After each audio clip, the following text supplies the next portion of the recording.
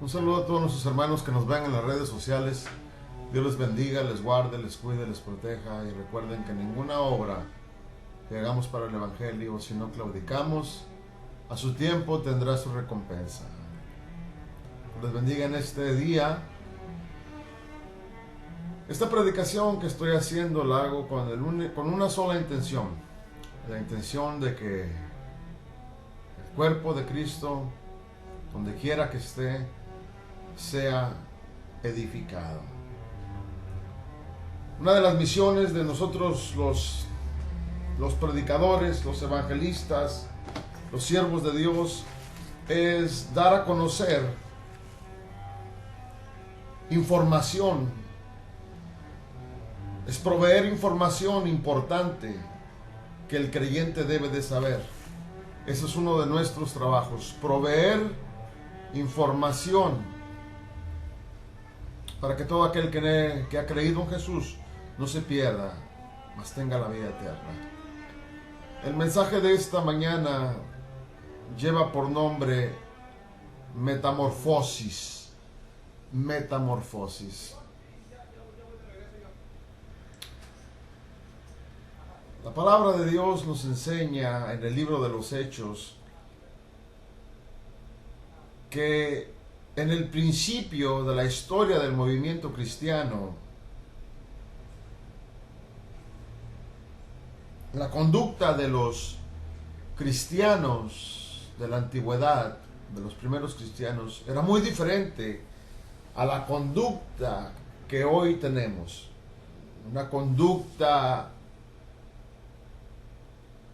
gobernada por los principios bíblicos, gobernada, dirigida por las enseñanzas de los apóstoles. En el libro de los Hechos, en el capítulo 5, en el versículo 33, encontramos como un gran maestro defiende, un gran maestro judío defiende a los primeros creyentes. Vamos a leer un poco el texto. Dice: cuando ellos oyeron esto, se sintieron profundamente ofendidos y querían matarlos. Cuando dice esto, se estamos refiriendo a los judíos. Pero cierto fariseo, llamado Gamaliel, maestro de la ley, respetado por todo el pueblo. Cuando está hablando de la ley, estamos hablando de la ley que ellos tendían a recitar. La ley oral, o Talmud, como ellos la comprendían. Y les dijo: varones de Israel, tened cuidado de lo que vais a hacer con estos hombres. Tengan cuidado, porque hace algún tiempo Teudas se levantó pretendiendo ser alguien, y un grupo como de 400 hombres se unió a él y fue muerto, y todos los que lo seguían fueron dispersos y reducidos a nada. Después de él se levantó Judas de Galilea en los días del censo y llevó mucha gente tras sí. Él también pereció y todos los que le seguían se dispersaron. Por lo tanto, en este caso les digo, no tengan nada que ver con estos hombres y déjenlos en paz, porque si este plan o acción es de los hombres, perecerá. Pero si es de Dios, no podréis destruirlos,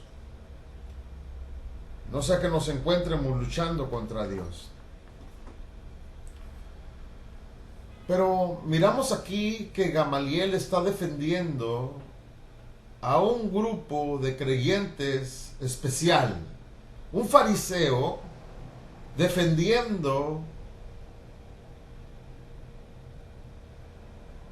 las conductas y actitudes, las creencias de un grupo opuesto a las enseñanzas que los fariseos, saduceos y judíos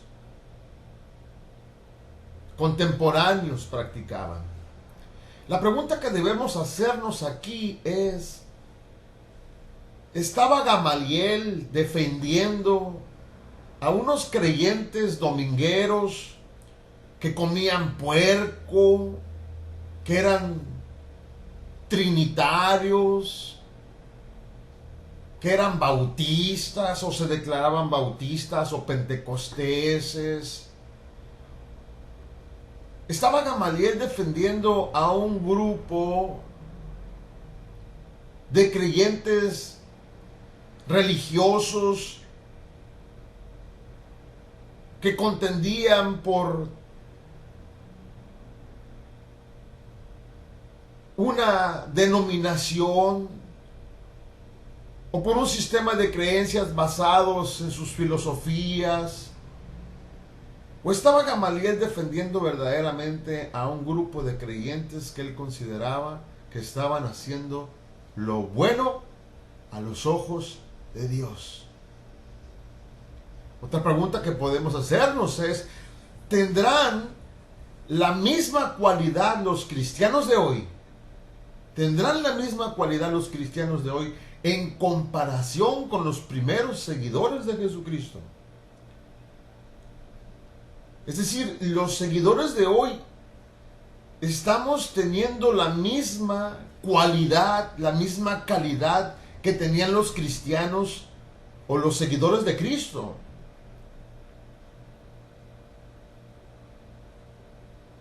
Aquellos seguidores que describe el libro de los Hechos.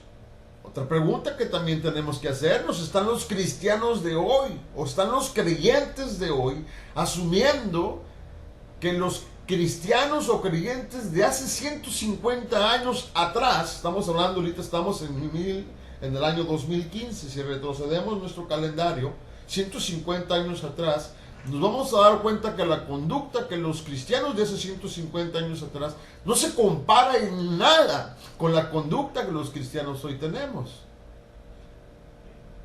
Pero vivían, aquellos creyentes de hace 150 años vivían igual que algunos de los creyentes viven en la actualidad. Si estuviera Gamaliel presente en estos días, podría decir Gamaliel, dejen en paz a esos creyentes, no están haciendo nada malo. ¿Podría Gamaliel levantar una defensa a nuestro favor, al favor de la cristiandad moderna? ¿O cómo tomaría Gamaliel? Ya no Jesucristo, ¿verdad? ¿Tomaría Gamaliel la misma actitud de defensa hacia los creyentes de hoy? ¿O se levantaría, abogaría para que se levantara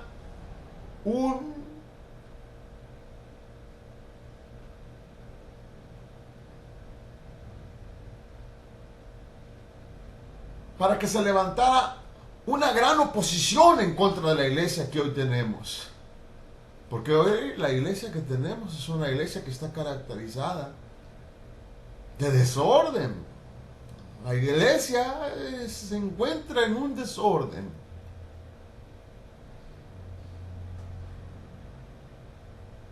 ¿Podrá decir Gamaliel, dejen en paz a esos creyentes, no están haciendo nada malo? Porque son creyentes que están guardando el sábado, son creyentes vigilantes de los mandamientos de Dios, son creyentes que cuidan lo que comen, que cuidan de lo que hablan, celosos de la palabra de Dios.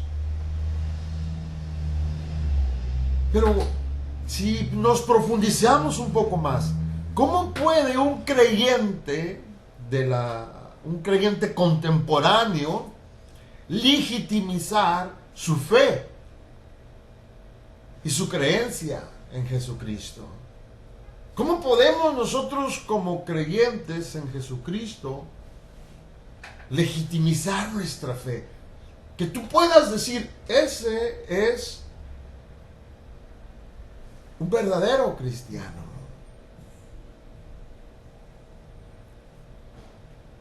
¿Están los creyentes de hoy rechazando las raíces judías de las cuales proviene su Salvador, no olvidemos que el Señor Jesús es judío.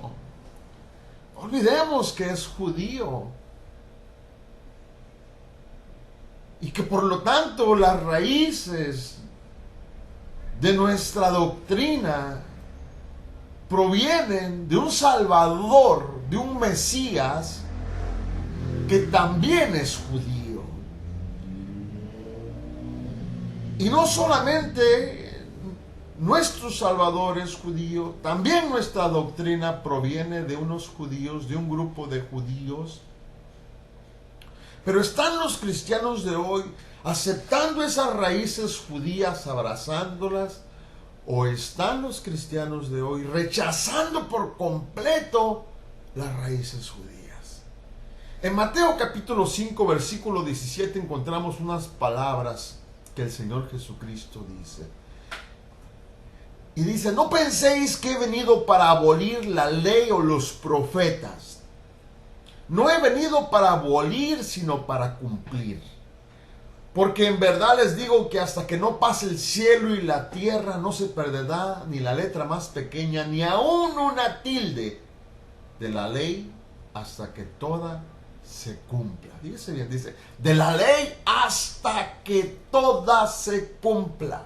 Cualquiera pues que anule uno solo de los mandamientos, aún de los más pequeños, y así lo enseñe a otros, será llamado muy pequeño en el reino de los cielos.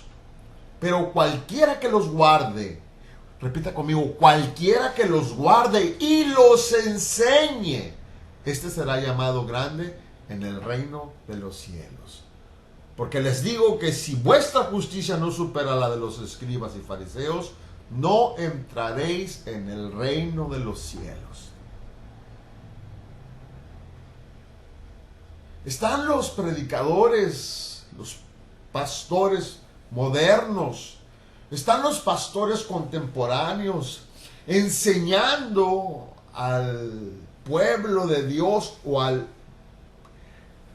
creyente contemporáneo que deben de guardar la ley.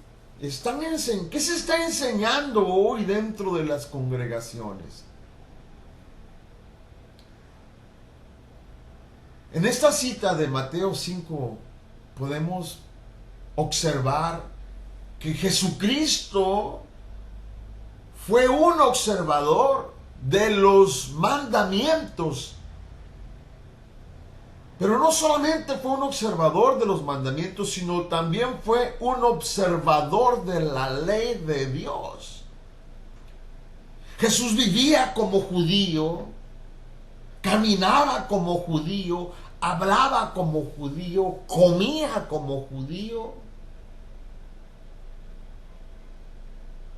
observaba la ley mosaica, observaba la ley de los profetas, observaba los mandamientos de Dios.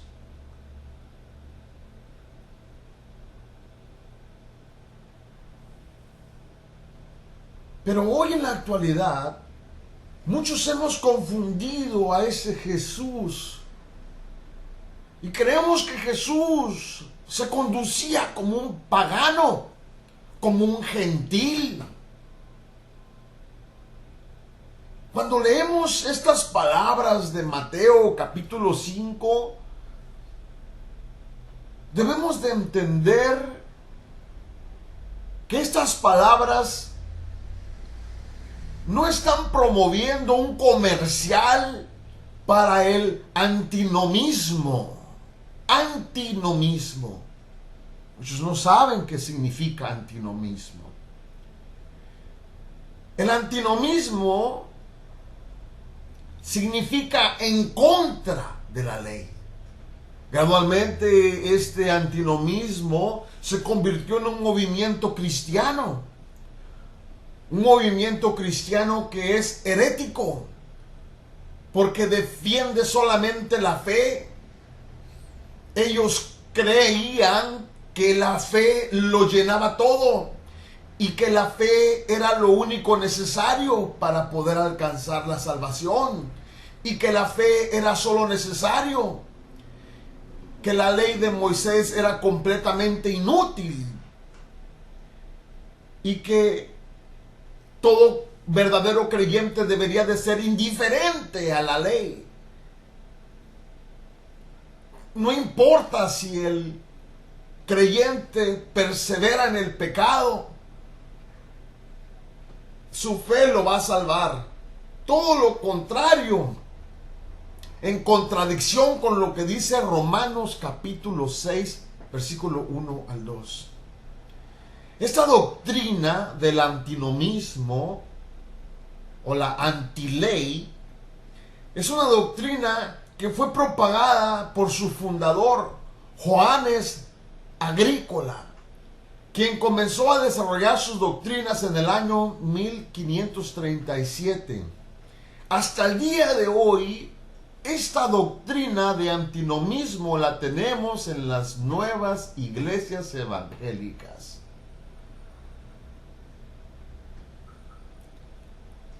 Nosotros tenemos que entender que dentro de la religión hay un sistema, pero también tenemos una gran controversia dentro de ese sistema. La religión ha fundado todo tipo de confusión, todo tipo de separación entre el hombre y la verdad. Porque si en la actualidad nosotros decidiéramos preguntarle a Jesús, ¿qué tenemos que hacer para ir al cielo? ¿Qué tenemos que hacer para ser salvos? ¿Qué cree usted que Jesús nos respondería? Como aquel hombre que vino, aquel joven rico que vino y le preguntó, maestro bueno, ¿qué tengo que hacer para alcanzar la vida eterna? Si decidiéramos preguntarle a Jesús qué tenemos que hacer para ir al cielo, ¿qué nos respondería Jesús? Oh, solo tienes que creer en mí y confesar que yo soy el Señor y eso te va a salvar. En Mateo 19, capítulo 17 encontramos estas palabras y dice, he aquí, y aquí se le acercó uno y dijo, maestro, ¿qué bien haré para obtener la vida eterna? Y el Señor Jesús le respondió, ¿por qué me preguntas acerca de lo bueno? Solo uno es bueno. Pero si deseas entrar en la vida, guarda los mandamientos. Y él dijo, ¿cuáles? Y Jesús respondió, no matarás, no cometerás adulterio, no hurtarás, no darás falso testimonio, honra a tu padre y a tu madre, amarás a tu prójimo como a ti mismo. Y el Señor le dijo, primero, guarda los mandamientos, cumple los mandamientos. Y el joven le dijo, todo esto lo he guardado, ¿qué me falta? Jesús le dijo, si quieres ser perfecto, ve y vende lo que posees y dalo a los pobres y tendrás tesoro en los cielos.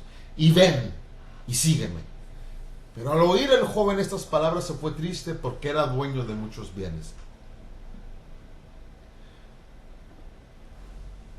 Observamos muy bien que en esta cita el Señor le está diciendo, cumple con los mandamientos, pero no solamente te es suficiente cumplir con los mandamientos, tienes que seguirme. Le está dando una orden nueva, una ley nueva, un mandamiento nuevo. Los 10 mandamientos no salvan. Nos ayudan, pero no nos salvan. El que salva se llama Jesucristo. Por lo tanto, la pregunta es, ¿será que Dios quita lo que dio? ¿Será que Dios ya removió, nos quitó los 10 mandamientos de nuestra persona? ¿Será que Jesús, al ir a la cruz y dar su vida, ya quedó anulado todo el Antiguo Testamento y ahora nosotros tenemos que empezar a practicar solo nuestra fe? Y decir, yo creo y confieso en el Señor y mi corazón y con mi boca y creo y ya soy salvo y puedo seguir viviendo una vida en una vida en antinomía, una vida contradiciendo la palabra de Dios, creyendo solamente lo que me está dictando mi podrido corazón. Porque hoy en la actualidad no estamos entendiendo las palabras que están en el Nuevo Testamento. Muchos creemos que Dios ya nos ha quitado los 10 mandamientos y la ley de Moisés. Muchos creemos que Jesucristo ya ha venido a abolir. Estamos contradiciendo, aquí como dijo Gamaliel en esta última cita, dice claramente, estamos nosotros en la actualidad luchando contra Dios. Pero si es Dios, no podremos destruirlos, no sea que nos hallemos luchando contra Dios. Algunos no hemos alcanzado a entender todo lo que escribió Pablo. Hemos bastardizado lo que escribió Pablo. Los puntos más importantes. Al punto de que en la actualidad ya no estamos viviendo una iglesia cristiana, sino estamos viviendo una iglesia paulina. En Romanos capítulos 3, versículo 28, dice, porque concluimos que el hombre es justificado por la fe, aparte de las obras de la ley. ¿O es Dios el Dios de los judíos solamente? No. ¿No es también el Dios de los gentiles? Sí, también es Dios de los gentiles, porque en verdad Dios es uno, el cual justificará en virtud de la fe a los circuncisos y por medio de la fe a los incircuncisos. Pero la fe no nos aparta de la ley. Por fe cumplimos con la ley. Muchos de los estudiantes de Pablo han malinterpretado las cartas que Pablo escribió, las epístolas que Pablo escribió. Ahora sabemos que hay pasajes bíblicos en el Nuevo Testamento que a nuestra vista son ambiguos. La cristiandad moderna está entrelazada con las prácticas paganas. Esto con el fin de influenciar a los gentiles que practican el paganismo. Escuche bien, amado hermano. En la actualidad tenemos grupos religiosos que se autodominan cristianos. Y estos podríamos compararlos con esa religión llamada santería. La santería es un conjunto de prácticas de vudú conjugadas con el catolicismo romano.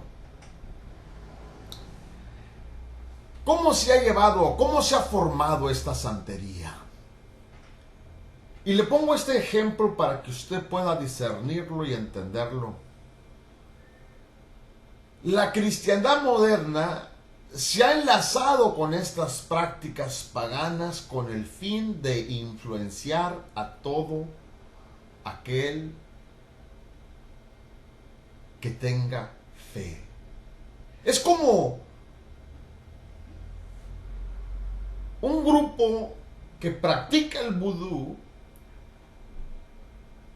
Al venir el catolicismo romano, no se les pide que abandonen sus creencias. No, tú ven a la iglesia, no importa. Sigue creyendo en lo que tú estás creyendo. Sigue practicando lo que tú estás practicando.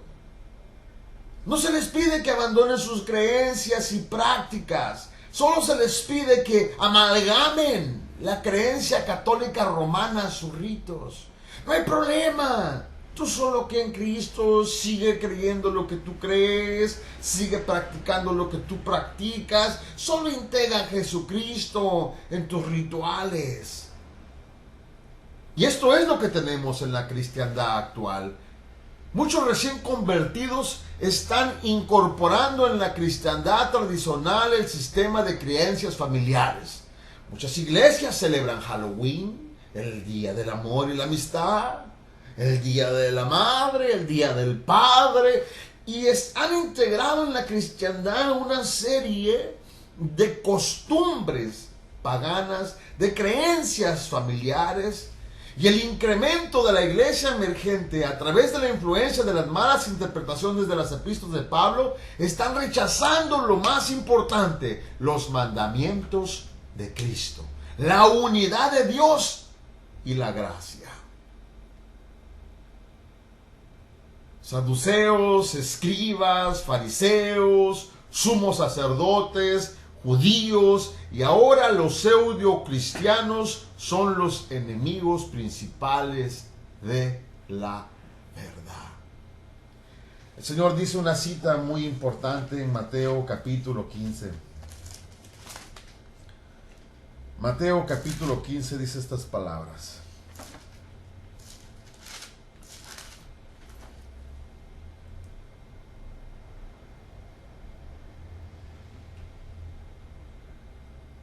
Pero él contestó y dijo: toda planta que mi Padre Celestial no ha plantado será desarraigada.